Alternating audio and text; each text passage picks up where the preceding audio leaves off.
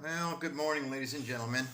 I thought I was done with any kind of rebuttal, but considering the last 3 days of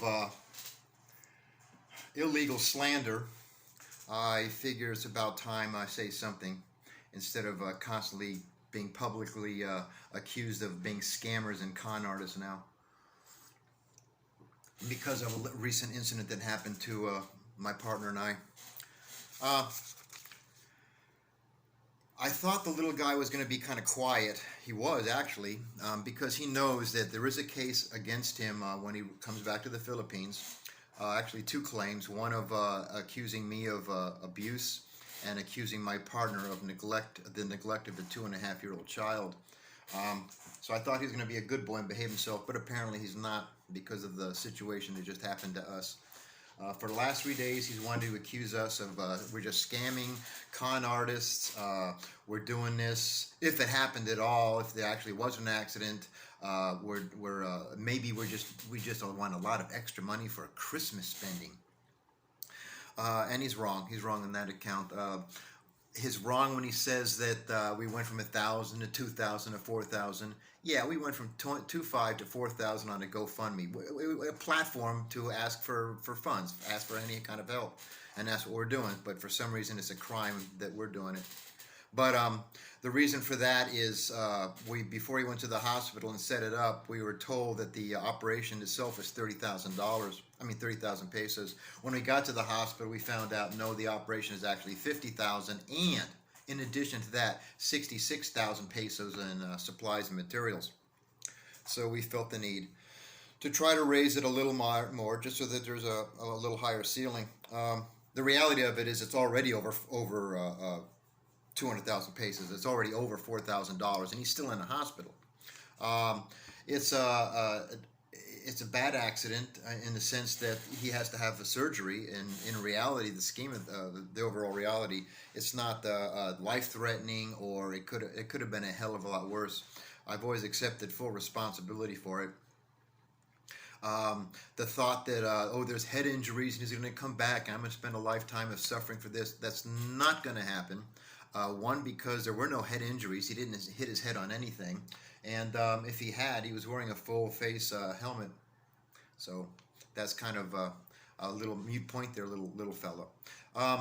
Despite, I know he likes to wear many hats. He likes to pretend he's a doctor, he's a psychologist, he's a Philippine lawyer, he's a U.S. lawyer, he's a accident investigator, he's a fraud investigator, he's my personal biographer, and he can also foresee my future.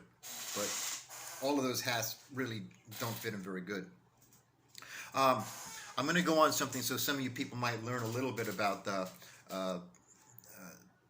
Philippine automobile ownership and registration, how it works.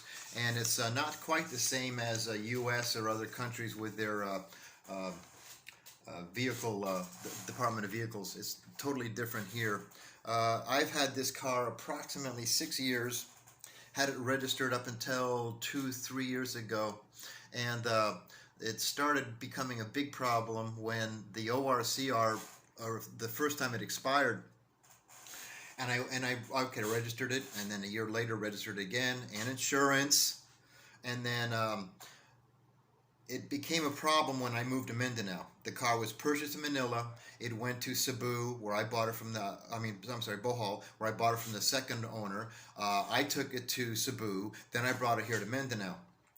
The best I could do up until then, because they didn't really accept the bill of sale, is all I could do is re-register in the original owner's name, and that's all I could do up until the end.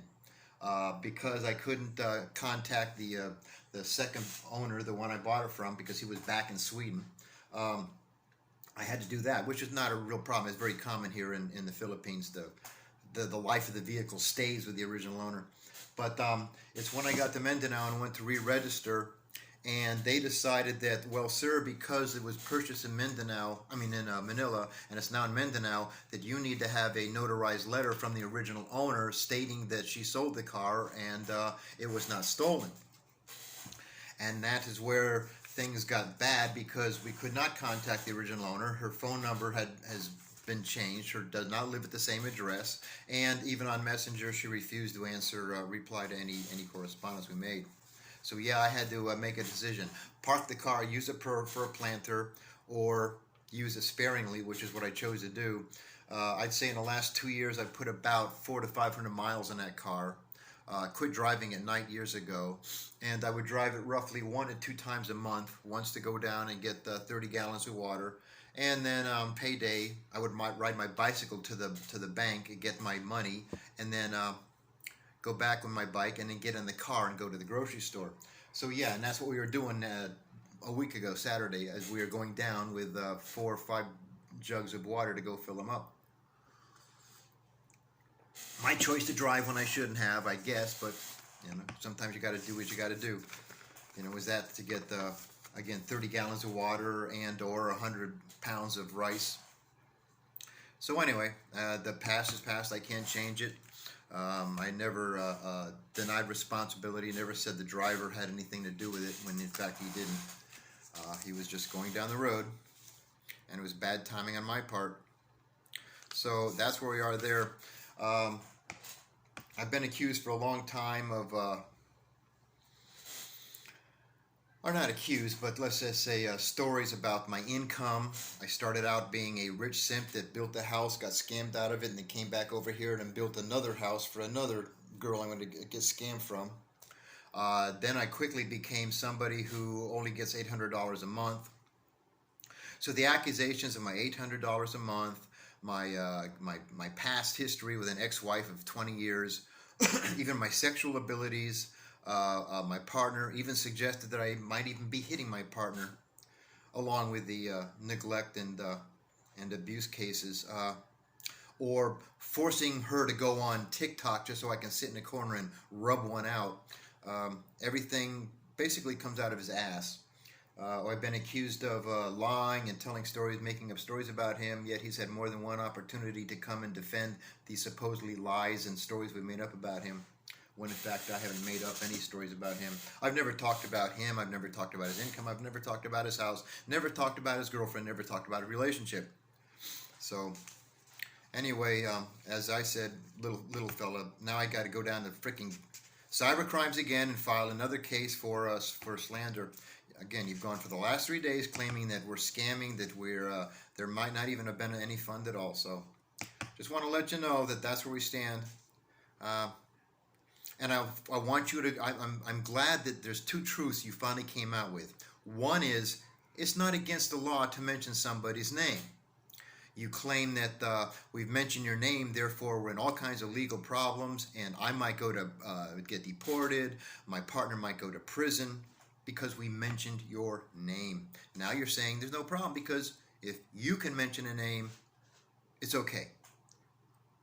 That sounds kind of narcissistic, but that's kind of the way it is. You can claim that anybody that spends show after show after show, day after day after day, trashing certain people and talking bad about, making lies, making stories about them, that they're only doing it because they are miserable human beings. If you do it, it's okay. If you do it, all you're doing is defending yourself. If other people claim they have information on you, you call them stalkers. If you claim that you have information on other people, you call it research. Sounds narcissistic, but that's kind of the way it is. So anyway, that's all. That's it for this video. Just wanted to touch a few bases. No, we're not scamming anybody. Again, the bill is much higher than we're even asking for, or it will be by the time we're done. No, the victim and his family are not paying for little fella until the GoFundMe is done in 90 days. I'm paying for it. I'm paying for it. I'm paying for it now. Even with insurance, I'd be paying for it now. Insurance only comes into play after the bills are paid. So anybody out of anything for not having insurance is me down the road. So anyway, have a good day, folks.